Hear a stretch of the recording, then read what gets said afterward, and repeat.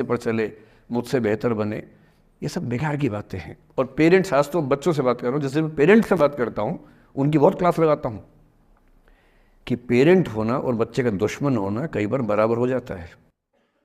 और यदि आप नहीं चाहते कि आप बच्चों के दुश्मन बने, बहुत सारे लोग मन ही मन में पेरेंट से नफरत करते हैं, माँ बाप से नफरत करते हैं, क्योंकि माँ बाप ने पेरेंटहुड का धर्म ठीक से निभाया नहीं।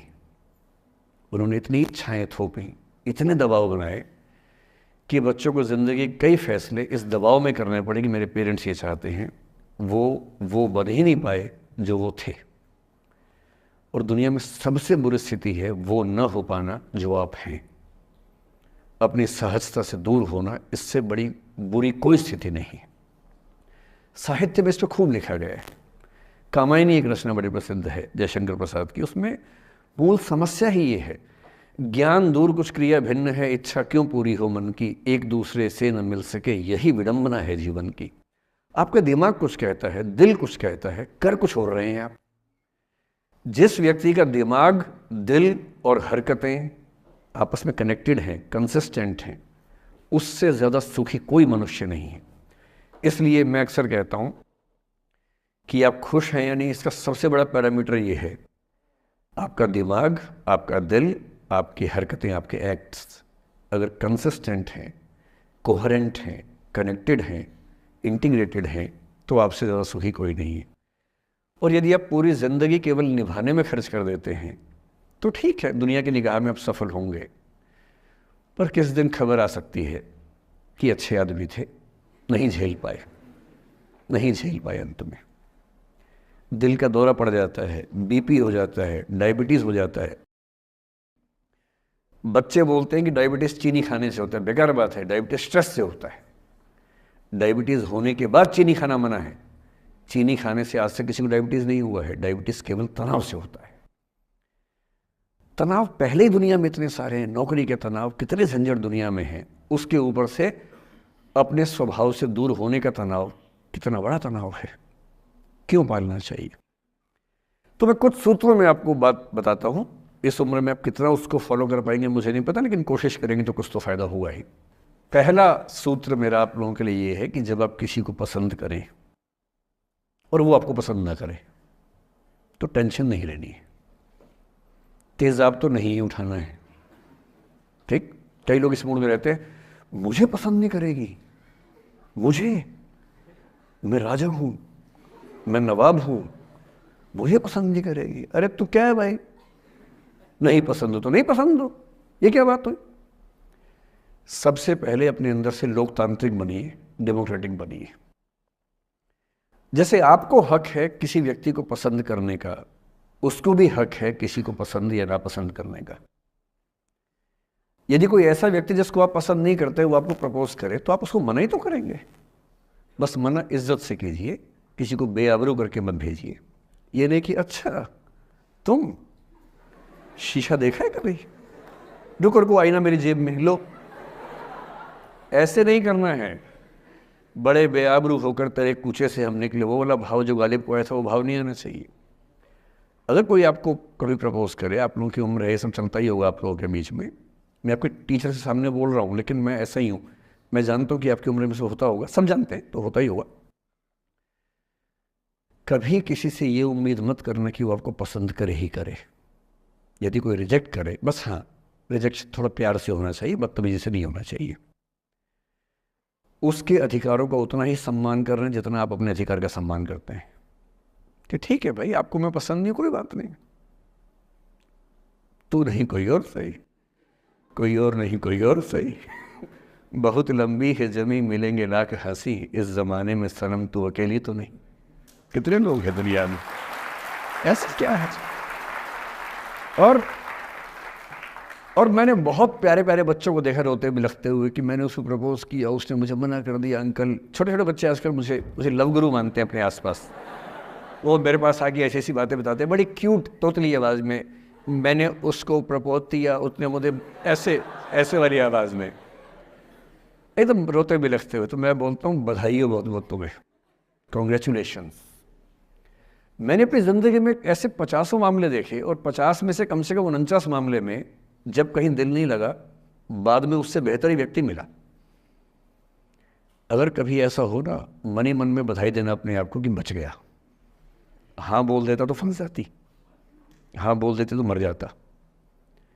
और मन में भाव वही रखना है, तो नहीं कोई और सही बात करना, स्ट्रेस नहीं लेना है।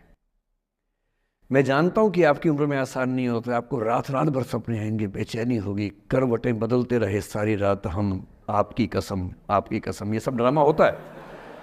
ये फिल्मी गीत है, मुझे गीत कविता इतना ही याद है कि मुझे हर बात में वही दिमाग में आता है, मैं क्या करूं। ये होता है आपकी उम्र में, पर वो भी एक फेज़ है। अगर ये फेज़ नहीं जिया तो भी क्या जीवन जिया। कभी कभी बेचैनी भी तो होनी चाहिए, वरना ज़िंदगी में मज़ा क्या है। अगर हर चीज़ लिनियर है, हर चीज़ फॉर्मुलाइज है, फिर मज़ा क्या है ज़िंदगी में। ये उठापटक, ये बेचैनी, ये घबराहट, ये तनाव, संतरास भी तो होना चाहिए कभी कभी ज़िंदगी में। इससे बुरी स्थिति तब होती है जब आप किसी रिलेशनशिप में हैं और वहाँ ब्रेकअप हो जाए, ये भी होता है। देखिए, मैं आपको बड़ी खरी खोटी सुनाने के मूड में हूँ। जिस तरह का प्रेम आप लोगों की पीढ़ी में होता है, मैं ये नहीं कहता कि आपकी पीढ़ी ख़राब है, हर पीढ़ी ऐसी होती है, बस ये कि आपकी पीढ़ी को सुविधाएं ज़्यादा मिल गई हैं। हमारी पीढ़ी में ना चिट्ठी लिख के भेजनी पड़ती थी, बड़ा रिस्क होता था। चिट्ठी लिखो कागज़ पे, फिर एक डाकिया ढूंढो भरोसे का, तो भरोसे वाला कुरियर बॉय या कुरियर गर्ल जाके चिट्ठी वहीं दे के आए जहाँ हमने कहा है। ये भी डाउट कहीं किसी और को दे के आ जाए। या कबूतर से बात करो, कबूतर जा जा जा, पहले प्यार की पहली चिट्ठी साजन को दिया। कबूतर का क्या भरोसा किसको दे के आ जाए। लेकिन कितना तनाव था उस ज़माने में। आपके ज़माने में क्या है, सीधे व्हाट्सएप निकाला, खटाक से भेज दिया मैसेज, और नंबर किसी से मांग लिया 1 सेकंड में। नंबर भी नहीं देना है तो किसी, कौन सी ऐप होती है, मैंने सुना कुछ और ऐप्स होती है, मेरा नंबर वाली भी होती है, इंस्टा होता है, एक और भी तो कोई होती है वो जिसमें कार्टून जैसा मुंह बन जाता है, स्नैपचैट। हाँ, स्नैपचैट में चले गए, मैंने सुना है कि उसमें नंबर भी नहीं देना पड़ता है, ऐसा कुछ चक्कर है। वहाँ ढूंढ लिया। किसी को कुछ कन्वे करना इतना आसान दुनिया में कभी नहीं हुआ था जितना आज आसान है। इन सब के ऊपर टिंडर है, बम्बल है, पता नहीं क्या क्या है, राइट लेफ्ट करते जाना है, उसी में कहानी शुरू।